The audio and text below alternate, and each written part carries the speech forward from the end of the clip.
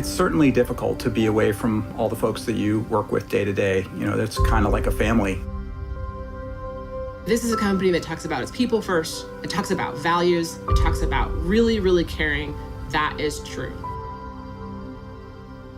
When you look at the number of things we were able to accomplish in a pretty short period of time, it's a testament to all the skills and passion at all levels of the company. The first case of a new potentially deadly virus has been confirmed in the United States, and it's right in our own backyard. Given the explosion of the COVID-19 virus in our state and globally, I will sign a statewide executive proclamation later today, temporarily shutting down restaurants, bars, entertainment, and recreational facilities. Well, it really started for us back in February when we were starting to hear early stages about the global pandemic. We went from, first time I'd ever heard the phrase social distancing before, to the entire studio working from home in a matter of a couple of weeks. It was scary. It was kind of chaotic, a lot of uncertainty. We had to rise to this challenge and go from a studio all working in person day to day to working distributed all over the Puget Sound region. We developed a 5-phase plan driven by 5 priorities, and the top priority for us was employee safety. So very quickly it was developing a plan so we could get our employees working remotely and also ensuring that the day-to-day experience of playing Destiny was available for all of our players. Is there anything confusing or unclear so far? No, so far everything has been very clear. Something that's very particular about Destiny is that we do work on Bungie machines to make sure that we keep certain aspects of Destiny secure. And so in order to do that, we had to look at provisioning up to 400 laptops, which was a huge number for us. We have artists, we have designers, we have writers, we have engineers, testers. There's so many different workflows that require specific technology. It's done. The background here got a little microphone set up so that I can record some new stuff for Destiny. IT was the one getting burdened the most. Everybody who was working from home had basically one avenue that they understood, which was put in a ticket. And our queues just blew out of control. Normally, our ticket workload for a month is between 700 and 800 tickets. And in March, it was 1,400 tickets. The IT team was incredible through this. I mean, it was one of those moments where a team that's, often behind the scenes suddenly came front and center. Our guys, they're willing to stay all through the night, and not a complaint out of a single guy. I mean, it's the best team I've ever worked with, and I could not be prouder to stand by their sides. You got it. As we started to get in a position where we were operational day to day, we asked ourselves, well, what can we do locally?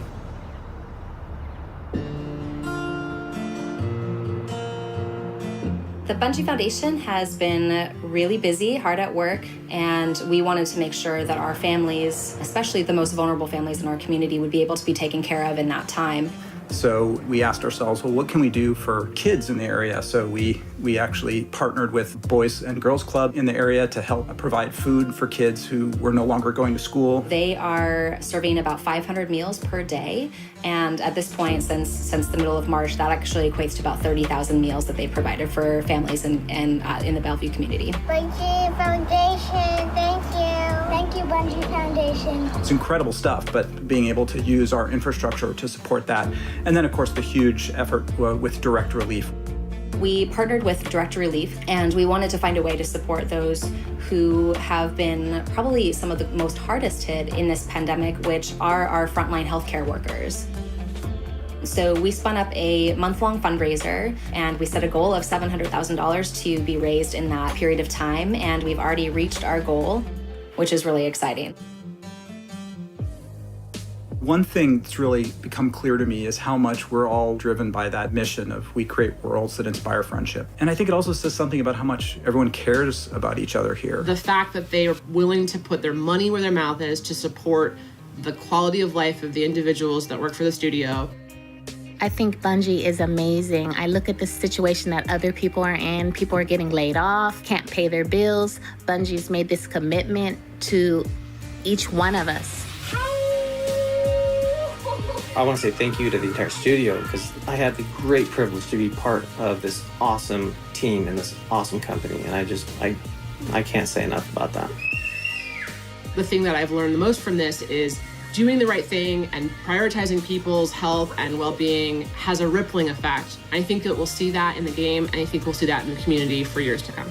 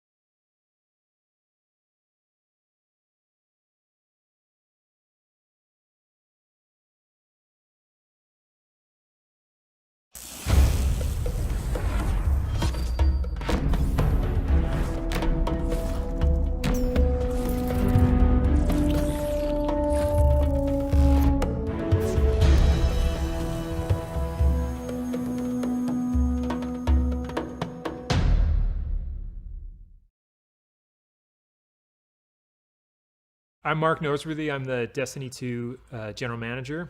I'm Luke Smith, and I'm the Destiny 2 Game Director.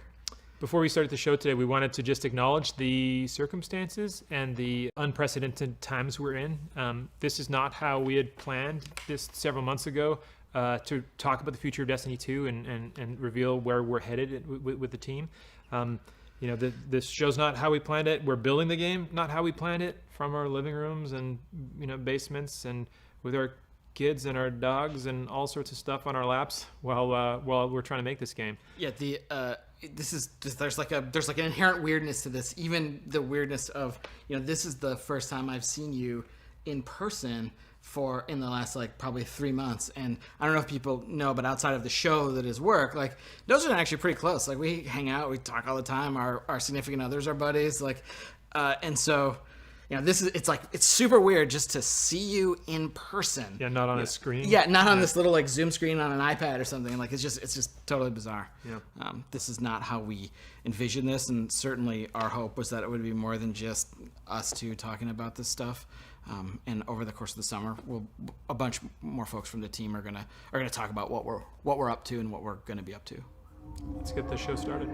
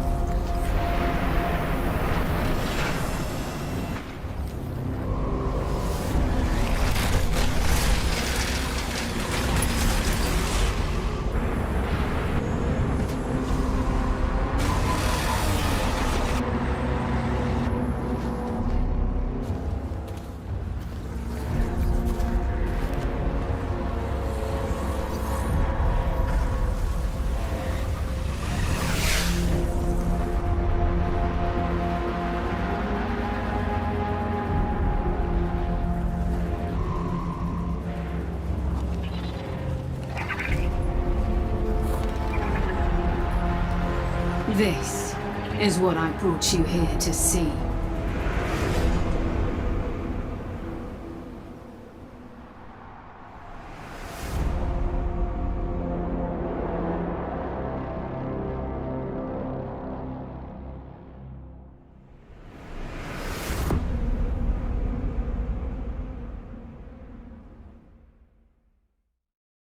So, Luke, is it finally time to explain? Listen, some jerk said that we were done with the Stranger's story, and as you get back into Destiny and you keep looking around and finding stones to uncover, a character who says that she's not forged in light, and where the two of you meet, ground can break, becomes a pretty interesting tool to leverage here in Destiny 2 Beyond Light and going forward. It is the beginning of a brand new era in Destiny 2. This fall, you're going to discover Europa, a brand new destination, and one of the first destinations we envisioned long ago when Destiny began. This is the birthplace of the Exo and the site of a newly active pyramid ship. As a player, you're going to face Aramis, a fallen warrior wielding a brand new power born from a very ancient darkness.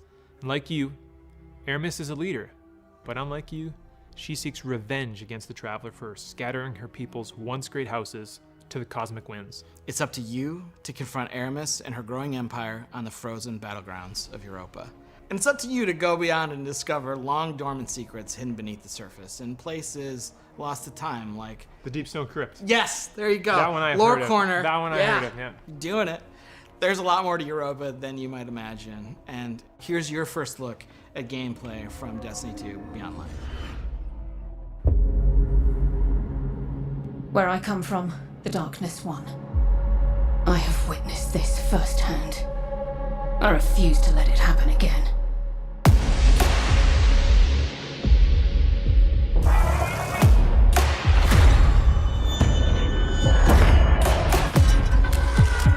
It's time the truth presented itself to you. Darkness resides within, beckoning you. This is a truth we cannot hide from, and so we must embrace it.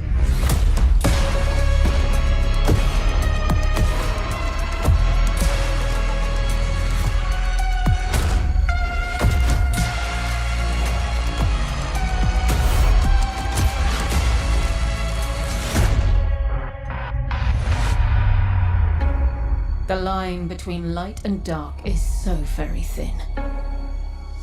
Let's cross it together.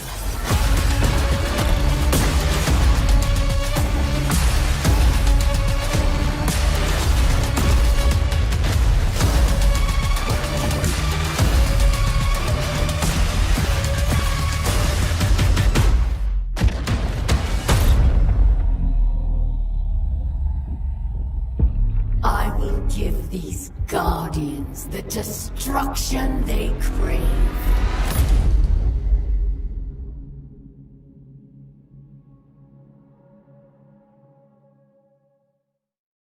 Man, it's time to wield the darkness. We've been waiting.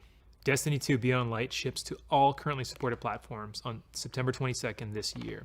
And it kicks off a new era in Destiny where players will discover the true nature of the light and the dark. Not just walking the thin line between, but wielding the darkness itself as a weapon with stasis.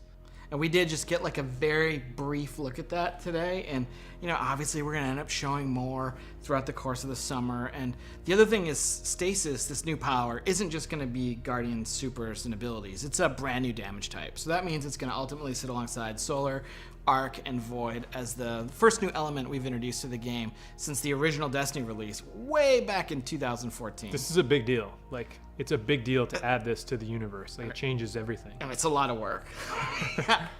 Today, yeah, you got a glimpse of this new power, and it's definitely the pursuit and acquisition and the player's ability to wield it is something that's going to be woven in through the narrative of the game. Like, the game is kind of a collision course between you and Aramis, and we're going to show you a bunch more about Stasis later in the year.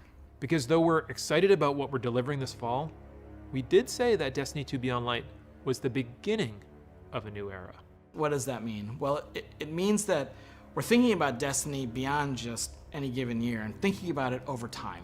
And so we want to take a look into kind of the long future of Destiny. But when you want to look ahead, like we're about to do, it all starts back at the beginning.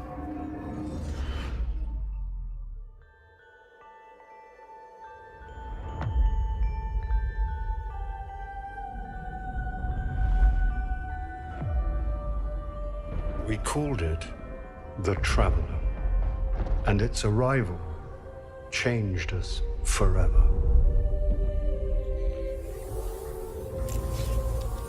Eyes up, Guardian. You must push back the darkness.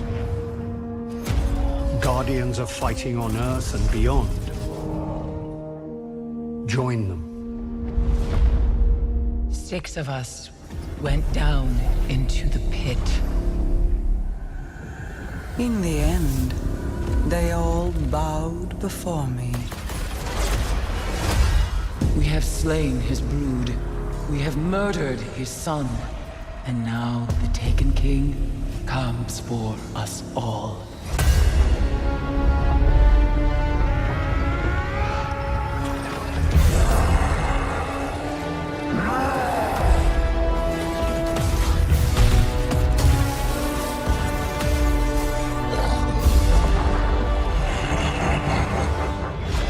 We thought we were indestructible.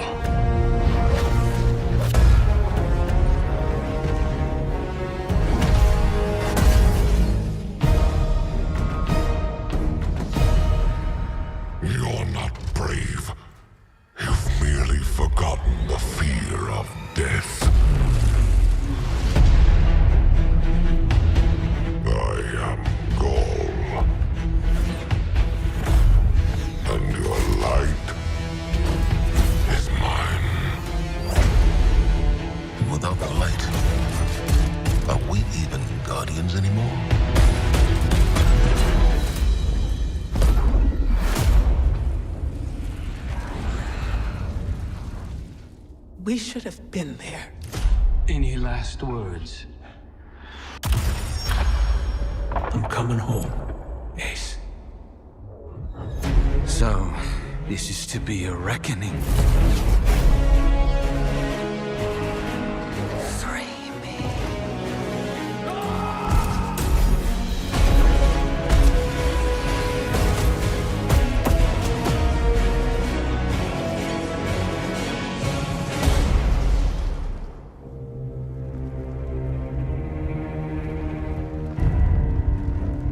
How long has it sat in silence, watching us? It seems those responsible for our collapse are coming back. We've been waiting. We are your salvation. The line between light and dark is so very thin.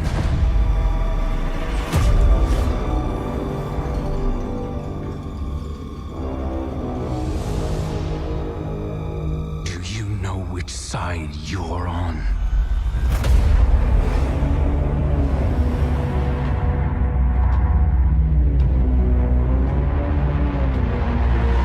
A side should always be taken. Even if it's the wrong side.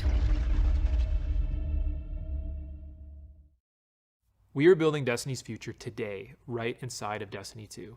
It starts with Beyond Light coming this fall. It's going to continue with the next major expansion, The Witch Queen, and Lightfall is going to kind of drive this all to a moment. These three releases represent this new era in Destiny. These eras began really in 2014 with that era of light where, players entered Destiny for the first time. They were resurrected. They went to the tower. They learned about the things the children were scared of.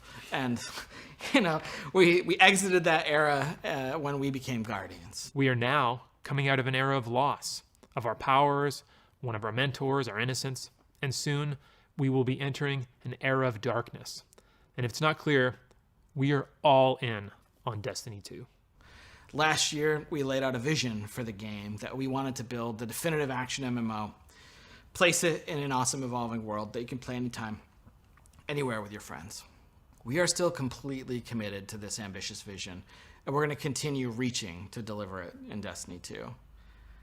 And to be clear, listen, I'm sure over here in the Twitch chat, there's some mix of salt and space dad. We haven't gotten everything right out of the gate. For example, we've already begun working on changes that we're going to make to our seasonal model in year 4 to get a bunch of the FOMO that's in the game right now out of it. And this is a response not only to your feedback, but just, we took it in the wrong direction. You can lay that at me. We're also working on things like transmog, and that's going to be an experience that means armor is kind of always valuable to you because it can always represent a look for you to chase. And we've got a bunch of other improvements to the experience that we're working on. Things like the quest log's going to get another awesome revision. We've got small touches, a oft requested one. And I think when we started Beyond Light, this was one that I made to Mike Zach getting a dark title screen back in Destiny so that the light white heat of the title screen doesn't light up your entire apartment at 2 a.m. So there are the small features, but then there's also some big features, and maybe one of the biggest is next generation support. I think one of the most exciting things we're going to talk about is the game's going to run at 60 frames per second and 4K resolution on the new hardware. We're also really happy to say that whatever content you already own or will own in Destiny 2 will come with you to your next generation console of choice at no extra charge. On PlayStation, you'll be able to upgrade to PlayStation 5 for free, and on Xbox, we will support smart delivery also for free.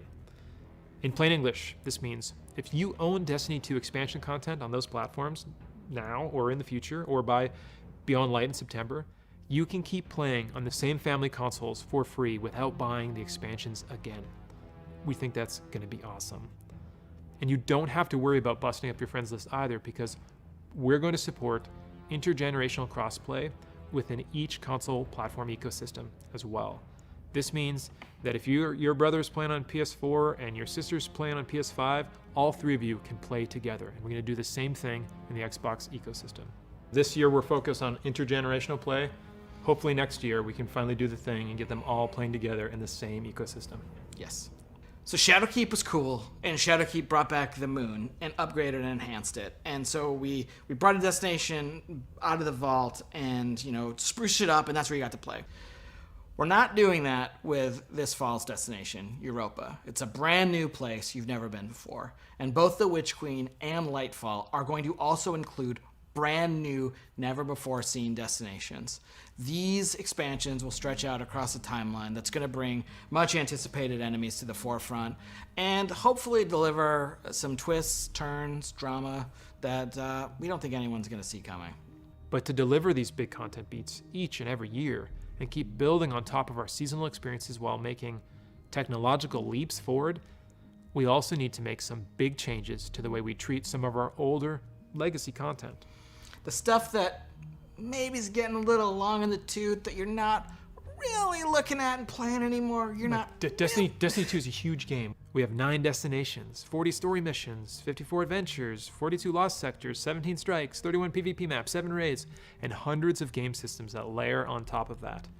I could go on, and I probably screwed up one of those numbers. The fact is, the game is too large to efficiently update and maintain. We're on track to be like 115 gigabytes on PlayStation alone, and our updates to the game are huge, and we're starting to reach the limits of our ability to patch. We don't want to start over from scratch and build a sequel. And in order to make a sequel, we would have to stop supporting Destiny 2. Like, it would effectively go dark. We talk about a single evolving world, not multiple evolving worlds, but a single evolving world. And we don't want people to have to start over. We don't want to have that loss of continuity with our game systems and our communities and all the players together. We don't want to put another number on the box. So instead, here's our plan. Each year, just as a new expansion comes out, we're going to cycle older, less actively played activity and destination content out of the live game and into what we're calling the Destiny Content Vault, the DCV. Moving content into this vault is going to allow us to add support for D2 for years, including Beyond Light, the Witch Queen, and Lightfall. This vault is also going to allow us to take content from Destiny 1, do some work on it, get it ready to come back into the Destiny 2 ecosystem. So we're not just going to be taking stuff away, we're also going to be going into the classic vault and kind of bringing some stuff back or unvaulting activity and destination content each year. Thinking about the greatest hits of Destiny, right? Like, what are the new tracks we can lay down? What's something from the past that was like pretty cool that could be made even better if it existed today? And what does that look like? Yeah, there's a lot of stuff that there's a lot of awesome stuff that the team has built over the 6 years of making Destiny, and that Destiny 2 players totally have missed out on. Like, later this year, Destiny 1's Cosmodrome is coming back this fall as a selectable destination. Its 3 strikes are also going to come back during Season 12 and Season 13, and part of the awesome thing here is a bunch of players haven't played Sepix. Sepix was the strike from the beta way back in like summer 2014. It is the oldest, like the definitive like original strike that we felt like hit the right notes. Yeah, in Destiny 1, right? And we left all that behind when we made Destiny 2, and we're saying like, we don't want to do that again. Well, let's not do that again, but let's also reach into the past and like bring it into the present.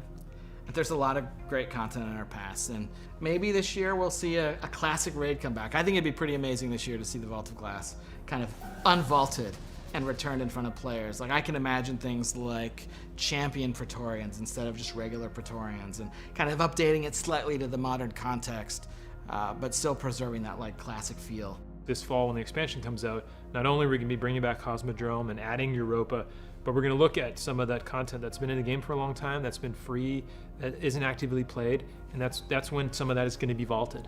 Well, after the show, we're going to have a much more in-depth article that you can read on our plans for vaulting content on Bungie.net and why we're taking this unprecedented approach and what it means for the game this year and for the game going forward. We're also going to be conducting a bunch of interviews to answer your big questions, and we will continue the conversation with coverage in our ongoing This Week at Bungie community conversations, as well as there will be a bunch of player support and DPS articles about this all summer long. You know, we've placed a bunch of bets on the Destiny Cosmic board, whether it's the Traveler waking up, whether it's the Stranger dissolving after telling you, you know, there's so much more to explore out there. And so we're going to start to bring a bunch of these threads home. And here's a look at the beginning of those threads coming home to roost this summer in Season of Arrivals.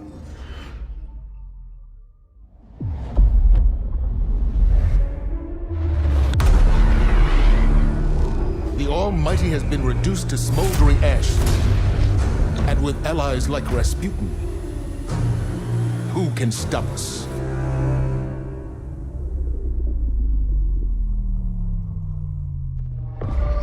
From Titan to Mercury, their shadow reaches. Is their message a warning? A trick? We can't know until we hear their words for ourselves. You bring weapons. You will not need them. We offer only truth. The darkness reached out, but something interferes. The witch sister of the taken king, Savathun.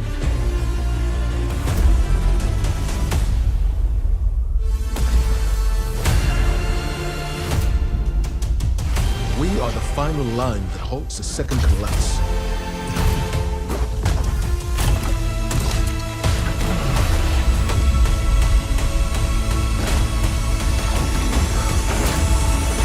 Prepare yourself, Guardian. This battle is not over.